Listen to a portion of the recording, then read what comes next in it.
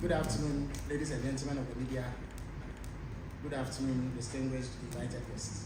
I bid you a warm welcome to this special press briefing. Sometime in January this year, His Excellency President John Dramani Mahama directed the police hierarchy to ensure an immediate reopening of investigations into the unfortunate killings and violence that characterized both the 2020 and 2024 general elections. He also asked that a report be presented to him on the outcome of the investigations. A couple of weeks ago, the report of the investigations were presented to the President, after which he directed the Minister for the Interior to take steps to brief the nation on the outcome of the investigations and actions taken so far to bring the perpetrators of that violence to book and seek justice for those who were affected.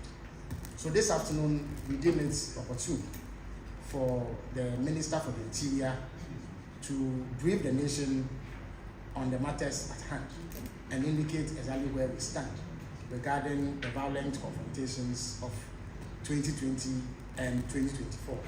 So without taking any more of your time, I would invite right away to the microphone the Honorable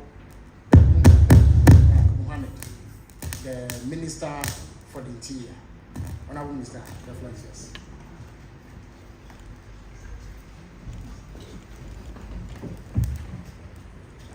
Thank you so much, Honorable Minister for Government Communication. And let me end the security services who have found time to be here. We are really very grateful for all the sacrifices, the hard work that you are putting to keep all of us safe. We forever remain grateful to all of you for the sacrifices. And to take this opportunity once again to thank him from the Minister of Interior and the media in particular for coming to grace this very important occasion. Let me start by saying that the investigation is ongoing. As many of us may know, it's taking some time, especially that of 2020. It needs some more detailed work to be able to get it done. But we deem it fit that periodically we'll update the nation as to where we are. So we've submitted the second report to His Excellency. The first one was in June, and we are doing the second. We did the second one 2 weeks ago, and he advised that we update the country where we are.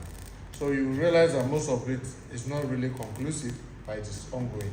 But at least you can see a lot of progress that have been made. And I want to take this opportunity to thank the team, a 30-member team from the CID department that has been working tirelessly to ensure that justice is served.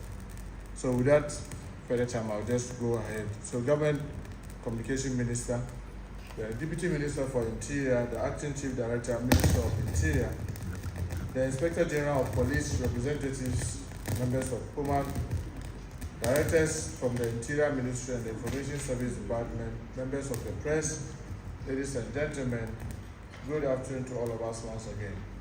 It gives me a great sense of duty to present to you all the outcomes of the report on the 2020 and 2024 election violence which occurred across various centers in the country. Ladies and gentlemen, elections in Ghana in recent times have been characterized by violence in various forms. In 2020 and 2024 general elections, we recorded some isolated incidents such as violence resulting in loss of lives. To address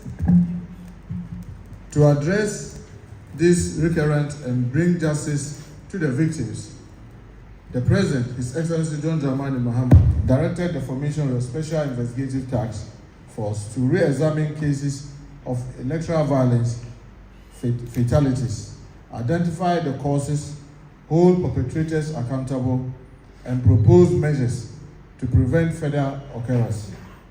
On January 16, 2025, the Inspector General of Police inaugurated a special task force within the Criminal Investigation Department, CID, of the Ghana Police Service. The mandate of the task force was to collaborate with the stakeholders to identify, review, and investigate all electoral violent cases that resulted in fatalities during the 2020 and 2024 general election. The Special Investigation Task Force identified 12 cases that took place during the 2020 and 2024 general election. These cases had resulted in 15 deaths across the country, and well over 40 individuals got injured. The report outlined detailed account of all the 12 cases recorded during the period. The detailed report, which has been submitted to His Excellency the President, also contains the various incidents, how they were brought or got to the notice of the police, and actions taken by investigators in line with the laid down investigation protocol and procedure. The report further detailed action taken when the Special Investigative Task Force took over the cases at level initially investigators had reached, and detailed findings derived from further interviews, interrogations, field visits, reconstruction of crime and crime scene, and forensic analysis of various materials of evidence retrieved during the investigation. Every violent incident recorded during the general election presents various criminal offenses which will have been committed by different persons involved. The report took into account a number of incidents where some procedural actions were overlooked. There were instances of clear breaches of discipline, violation of legal requirement, and total neglect by officers who were either present or responsible for situations that required prompt, responsive actions. The focus is to avoid veering into areas that might confuse procedural breaches with the main mandate, which is to investigate, identify, and prosecute persons responsible for death during the two general elections in the years of the 2020 and 2024.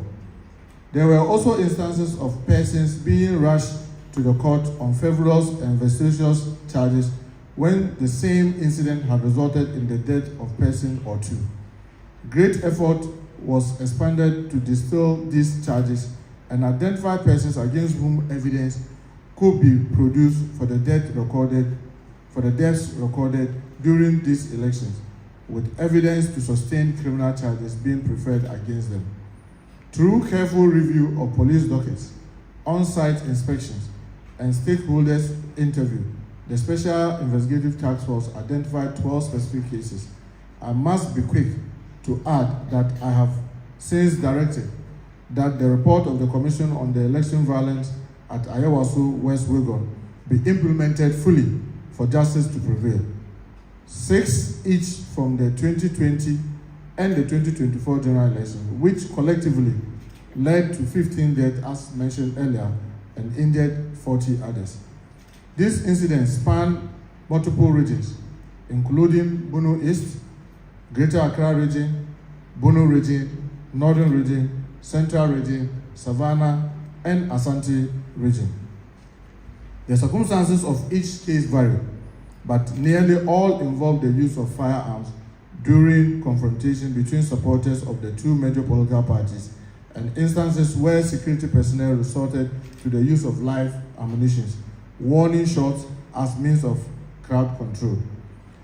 Investigation into one of the cases during the 2020 general election at Ododo was completed. The Attorney General is currently prosecuting 3 persons who are standing trials at the High Court Criminal Division, Accra. The investigation established that 3 of the cases resulting in 4 deaths are traceable to the use of firearms by armed police patrol teams. Military personnel were also found to be responsible for 3 of the cases resulting in the death of 3 persons when they intervened. The 2 other cases involved persons who were lynched during confrontation between supporters of the 2 major parties. It is worth noting that 21 suspects have been identified through witness interview, scene visit, reconstruction of crime, and crime scene.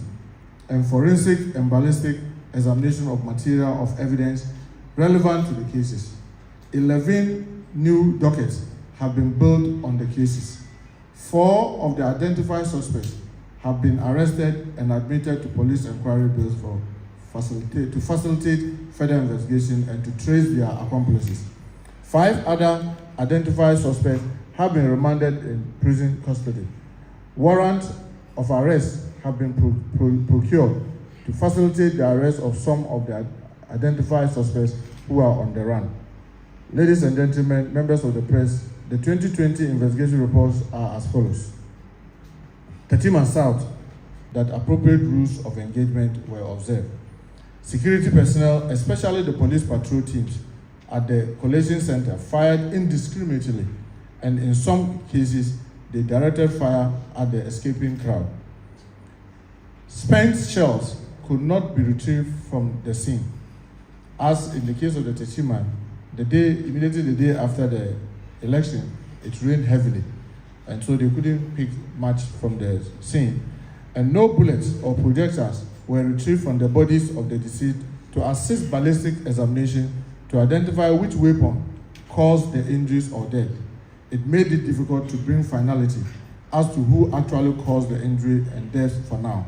However, investigation will continue until justice is done. The recommendation from the task force was that the crowd control response of security personnel by resorting to the firing of live arms and also directing fire at the escaping crowd is not acceptable. The victims of the gunshots have suffered injuries that cause them pain, loss of resources for treatment, as well as income. Families have also lost breadwinners. The state should take steps the state should take up the responsibility to compensate the families who lost their breadwinners, as well as those who suffered injuries. Police should receive orientation and desist from using lethal force in crowd control situations. Appropriate crowd control gear should be provided to security services. Party executives, officials, and persons involved in election management should be well educated on the provision of the Anti-Vigilante Act 2019, Act 999. Action taken so far on the Techiman. The report has been forwarded to the Attorney General for the compensation to be given to the families of the deceased and the injured. Dockets of the case is also referred to the court. The persons who shot and killed the deceased, Richard Otu and Emmanuel Dompre. However, 3 identified persons by police as those who fired shot into the crowd and injuring them were charged with the offenses of conspiracy to commit murder, contrary to the Section 23(1) and 47 of the Criminal Offences Act 1960, Act 29, and attempted murder, contrary to Section 48 of the same Act. They have been committed and are standing trial at the High Court, Criminal Court 1, Accra. The recommendation of the task force is that the task force recommends monetary compensation to the families of the deceased. The injured must abide by the judgment of the court in the trial, after which compensation, if any, may be determined. So the actions that we've taken so far on this is that same Attorney General for the workout of compensation to the deceased family. The docket is also the 2 citizens. Ablekuma Central, that's Odoko Police Church. The observation of the task force is that investigation revealed that the soldiers were interviewed and showed video of a man dressed in military uniform and reported to be the person who fired, resulting in the death of Abbas Ibrahim, but they maintained that the said soldier was not known to them. The case involved accused Collins Kweku, alias Kola, who was charged and accounted for the incident that led to the death of 1 person and injured 4 others. Police personnel were present at the center and should have controlled the crowd. Lack of coordination between the police and the military men who were on duty accounted for the situation in which the military resorted to the use of live ammunition to attempt to control the crowd. The incident was avoidable because the agitation and shouting by the party supporters were outside the collation center. The action of Collins Kweku was a criminal offense. The recommendation of the task force is that election security management should be coordinated properly to determine when force is required for crowd control. The use of military in crowd control activity should cease if death resulting from high-handedness of state security are to be avoided. Police and sister security agencies should design, ahead of election, a well-coordinated plan on election security management. There should be controlled use of military. There should be controlled use of live ammunition from lethal weapons as a means of scaring or driving crowd from particular location. Capacity building is recommended for police and all arm-bearing security agencies whenever required for election security or crowd control duties. Compensation should be paid to the injured and to the family of the late Ibrahim Abbas. The action that we have taken since the report came is we forwarded that to the Attorney General for compensation of both the deceased family and those who got injured. The docket is also forwarded to the cold case unit of the CID, since that soldier or the one in the uniform has still not been identified. The Banda Ahinkro, that's in the Bunu region. Taking into consideration the advice from the Attorney General's office, the task force recommend the following. The investigation continues even though the township are not willing to give information out because of the rivalry between the two towns of Banda Ahinkro and Banda Bonkazi, but the docket should be forwarded to the cold case unit. The monetary compensation should be paid to the family of the late Silas Wolankame.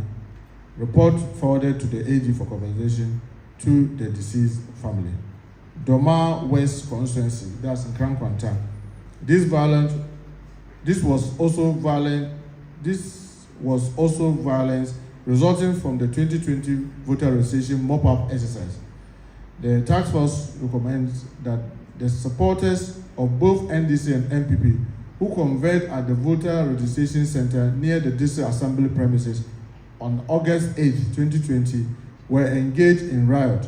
They were, however, not attacking the police or security personnel at the center. The use of live ammunition to disperse the riotous crowd by the police was inappropriate and does not conform to any laid-down crowd control method.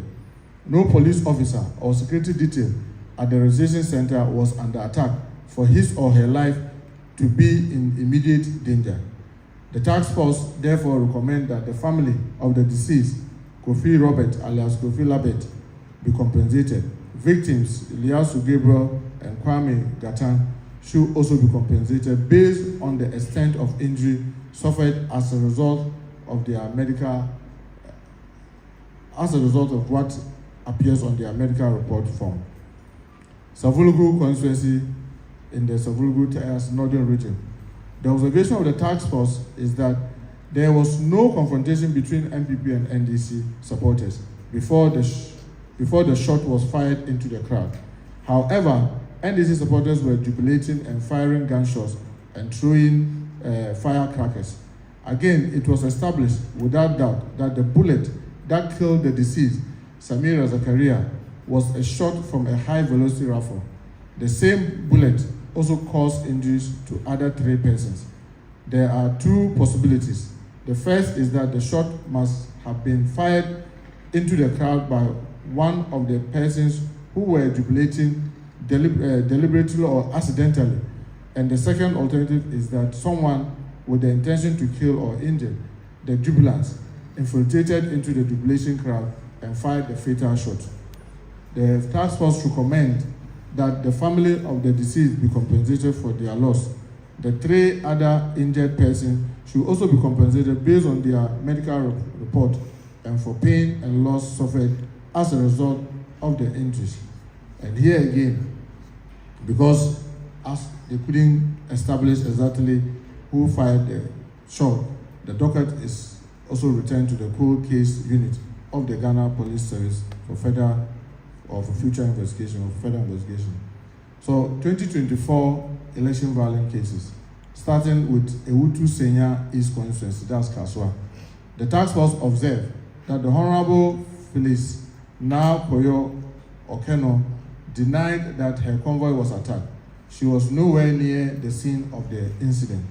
Persons who were involved in the incident have avoided speaking with the task force, while Muhammad Ali and others who were in the Mahindra pickup truck and fired shots from their vehicle have also avoided speaking with the task force. So their opinion have not been established. Muhammad Ali is said to have been flown abroad for further treatment. The late Yusuf Larry Idris died from a gunshot, and those who were in the Mahindra pickup with him know what happened. The driver of the Mahindra has been traced and further investigation is ongoing. The task force will continue with the investigation. Tolong constituency, that's Yankala. The observation of the task force is that there is the presence of sophisticated weapons in the Tolong and Yankala communities, and the level of sophistication is a matter of pride among the youth in particular. Money was distributed on the UDS campus for vote buying on the said election day, that's 2024. The allegation of vote buying was not reported to the EC officials or the security agencies. Security response to the violence was very swift and decisive. Suspect Alhaji Yakubu Abdul Latif Kopshi and Sankara led a team of armed men to Yankpala and engaged in indiscriminate firing of guns, during which the late Shaibu Haruna was killed and 5 others were injured. The task force recommends that suspects Alhaji Yakubu Abdul Latif Kopshi and Sankara are being pursued and will be arrested, investigated, and prosecuted. They have all fled the community. The family of the late Shaibu Haruna and those who suffered injuries should be compensated by the state. The National Small Arms Commission, other state authorities, and traditional leaders should sensitize the members of the two communities of Tolong and Yankpala on the dangers associated with the kind of weapons being held by individuals and the right channel to follow when offended by others. Since the investigation did not produce any evidence against the 6 persons arrested by police during the stop and search exercise conducted immediately after the incident, they should be discharged while efforts are directed at arresting those who actually engaged in the firing. The regional police commander should engage the district officer, the PID director, and officers in the region to assist in the arrest of the suspect, Alhaji Yakubu Abdul Latif Kopshi, and his gang in order to hasten prosecution. The report has been forwarded to the AG for the compensation to the deceased family and the injured. Damango constituency at Damango. The observation of the task force is that supporters were unruly, riotous, and caused damage to property and threatened life. When the rampaging crowd saw the police firing warning shot and started fleeing, the police did not have need to direct their shot at the escaping crowd. It was one such shot that killed the late Sabilina Mukaila. Secondly, there was rioting at the collation center and damage was caused to property and electoral material. The recommendation of the task force is that the family of the deceased person be compensated by the state. The suspects arrested are currently being prosecuted at the High Court in Kumasi. The report has been forwarded to the Attorney General for the compensation to the deceased family. Nkuranza South constituency in Nkuranza. The observation of the task force is that there were 16 soldiers involved, and when they were screened, 5 have been identified as being in the group who were present during the incident. One soldier, Last Corporal Dakwa Dwamina Ochre, who was identified as having shot the late Abdul Karim Rafiq alias Tyson, admitted shooting him but justified his action by saying that he saw the deceased trying to disarm his colleague, that's Private Boahin Francis, and that the deceased had drawn a cutlass to slash his colleague. Private Boahin Francis, who could not collate this evidence in full since he was trying to pick up the magazine of his M16 rifle which had fallen during the struggle when he heard the shot. The evidence collected so far does not show that the deceased committed any breach of the law. The military personnel who were deployed to the collation center had a duty to prevent any interference with the electoral process, and they were also required to maintain and restore peace whenever disorder threatened. The recommendation of the task force is that the family of the Abdul Karim Rafiq be compensated for the untimely death of the deceased. Yet the report too has been forwarded to the Attorney General for advice and the compensation, because it involves this soldier that is well established that he really fired the shot. So that has been forwarded to the Attorney General for advice. Offensive North constituency, that's Akumadan. The task force realized that the incident led to the loss of 2 persons and injured 2 others. The observation of the task force is that the late Jacob Nalo was not in the group that went to take over the fertilizer in the warehouse. The late Solomon Gibbel lost his life as a result of stray bullets. The task force, through discreet investigation, identified 12 suspects as those who attacked and subsequently lynched deceased Jacob Nlo. 5 of the 12 have been arrested and before the Kumasi High Court for Kumasi and are currently in prison custody, yet to meet their bail condition. The others are on the run, and the police is making every effort to get them arrested to face justice. Ahafano Southwest, that's Mankranso. The observation of the task force was that a chaotic situation at the collation center caused damage to property and almost brought the collation process to a halt. There was therefore the need for the military men to intervene. However, directing rifle shots at the crowd cannot be an acceptable crowd control method, since it endangers the life of fleeing youth and bystanders, including the late Dominic Nimo, who was standing at a distance. The 4 victims who sustained gunshot injuries deny being involved in creating the chaos. They claim to be standing some distance away when they were hit by the bullet. In a screening exercise, 11 soldiers were identified as those detailed at the constituency center in Mankranso on the December 7, 2024. 8 of the soldiers interviewed admitted firing warning shots alongside the police to disperse the mob, which was attacking the collation center.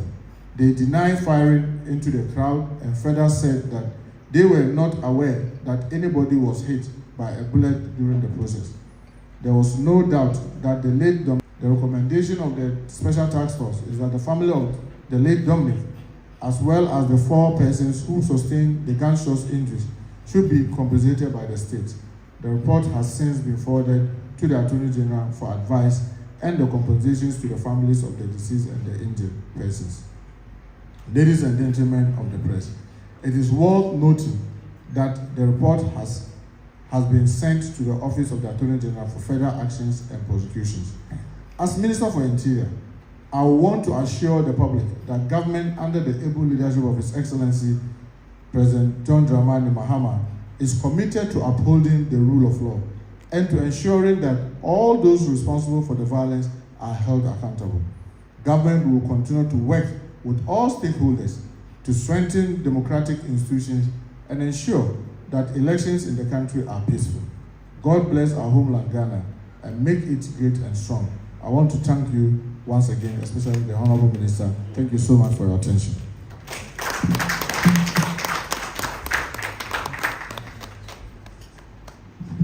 Thank you very much, Honorable Minister, for that comprehensive and detailed breakdown of the outcome of investigation so far. I know that there are many of you who have many questions agitating your mind, so we'll open the floor for you to ask any questions that you deem necessary to elicit the appropriate responses. In the interest of time, we are only able to take 5 questions. So if you have a question, please put up your hand, walk up to the front here, identify yourself and go straight to your question. So the minister will conduct the question and answer session. Thank you very much.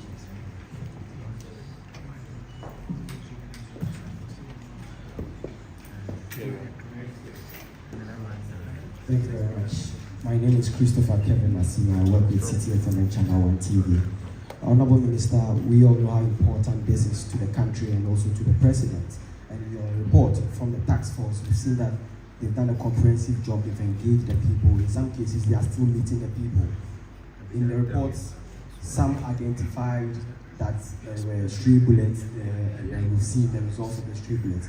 Are there also going to be some form of forensic analysis of some of the bullets to really determine who it came from, where it came from, so that whoever this culprit is, like you've indicated, that we are going to provide justice. We should be able to provide justice whether it came from the civilians or it came from the security personnel. Are there going to be forensic analysis to determine some of the bullets, where it came from and who it killed, so that we can bring justice to the matter? Thank you very much. Good afternoon, Honorable Minister. My name is Bernard Kedazi from Oyopa TV and Oyopa FM. I wanted to find out what measures are being put in place to prevent election violence. Thank you. Please, good afternoon, everyone, and good afternoon, Minister. Please, I'd like to ask, I'm Tawfiq Abdurrahman from DN Media, and I'd like to ask, the previous government actually rejected key part of evidence that was gotten from the Ayawaso North Wagon by-election. So I would like to ask if you can actually assure Ghanaians if the government is willing to put steps together to make sure that if claims are being made, they are not actually rejected. And then I'd like to ask what steps the ministry is taking to make sure that incidents like this do not happen further in the future. Well, okay. Yeah, just to top up on what you just said about Ayawaso West Program, we did indicate that the report is going to be fully implemented. We did not give the details of what entails the report. So what you find out, what you need is in the report. Yeah.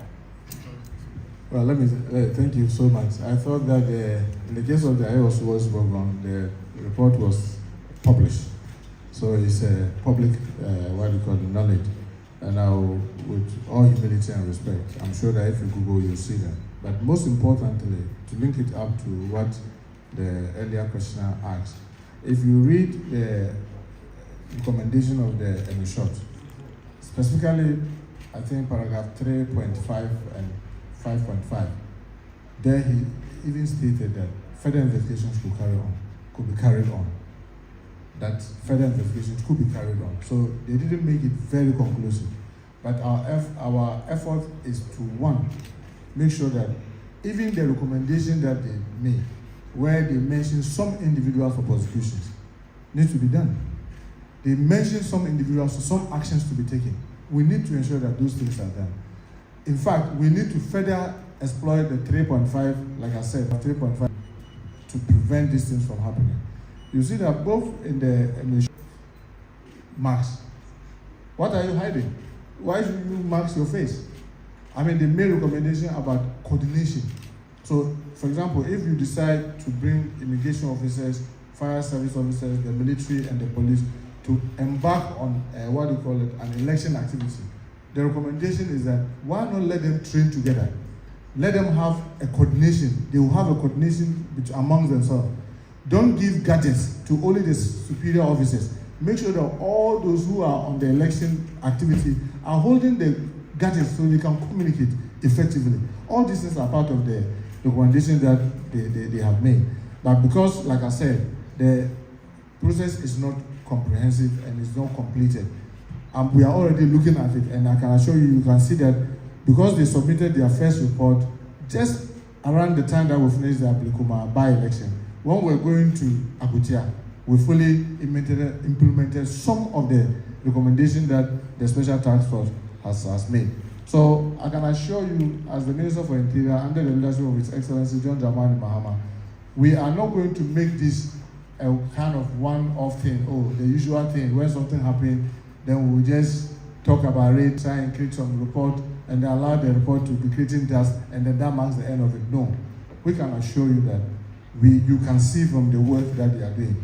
We are empowering them, we are giving them the resources, and I can bet you, the team, I can see some of the members of the special team here, because they are CIDs, I don't need to mention their names. And they'll tell you, I even took the pain to meet them, to encourage them, to let them know they have my full backing and the backing of His Excellency John Dramani Mahama to carry out this function without fear or favor. And to have imagined that even the army had to cooperate with them. Because in all, 50 men from the military were interrogated by the task force. It tells you that we really, really want to bring this matter to an end by making sure that all the perpetrators are dealt with. To link this to the first question that you were asking, whether we're going to do forensic, in fact, we're not doing only forensic. They will tell that we're even doing ballistic analysis. But one of the challenges that we are having is that if you take the gun that fired a shot in 2020, and between the 2020 and now, it has fired so many others, it makes it very difficult to do the tracing and mapping. But I'm sure, together with the special task force, with our CID, PID, and even the military, intelligence, will work so hard. And I don't want to preempt the conclusion of this, because in some of the cases that we are not able to bring finality, we need to be sure that is it the best that we can do. If there's something other than what the CID is doing that we have to do, I want to assure you that under the leadership of His Excellency John Dramani Mahama, that will be done. Because it's not just about identifying people and compensating them, but making sure that the perpetrators are brought to book. And that will be really, really our effort. So, yes, I can assure you that we'll leave no stone unturned. We'll make sure that we'll put in measures that will prevent this thing from happening. But I want to say that as citizens, we ourselves need to also be helpful. Because you see, when we refuse to give them information, like we are having in Banda Ahinkro and Banda Bonkasi, because there is rivalry between the two towns. Meanwhile, somebody has lost his life. We need information. I mean, people cannot just come because they are CID, they can conjure facts or information. They need people to give them information that can lead them into finding the truth. So we want to encourage our communities to also be supportive of the exercise, so that by the grace of God, we'll bring this to a finality. So I don't know if I've answered all because I didn't write them. If there are any other questions, we'll take them at this stage. Yes. Otherwise, we call it a day. All right, so we take it that the minister's briefing has gone down. Thank you very much. So we want to thank all of you for your time. May God continue to bless all of us and continue to make our country great. Thank you so much.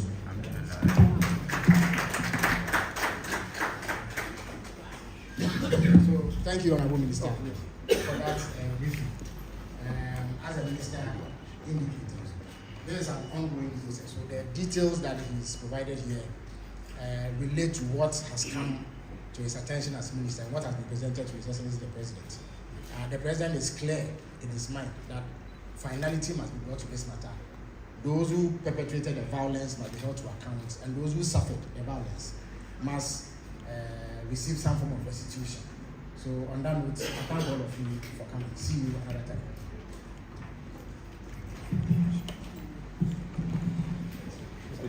Thank you so much.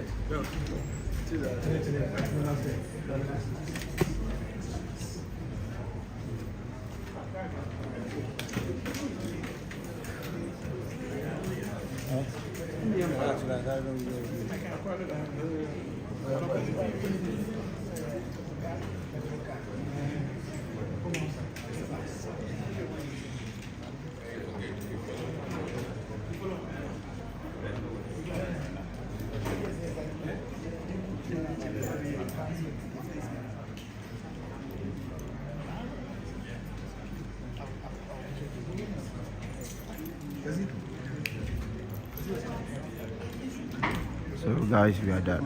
See you guys in the next video. Don't forget to subscribe and share this video. Reach everybody. It's a passport. It is a passport.